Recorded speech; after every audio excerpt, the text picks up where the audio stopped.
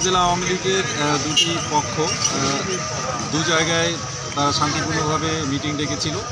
Meeting চলাকালীন সময়ে যখন মিছিল শুরু হয় তখন উচ্ছৃঙ্খল কিছু কর্মী ইট পাটকেল ঢেলতে শুরু করে।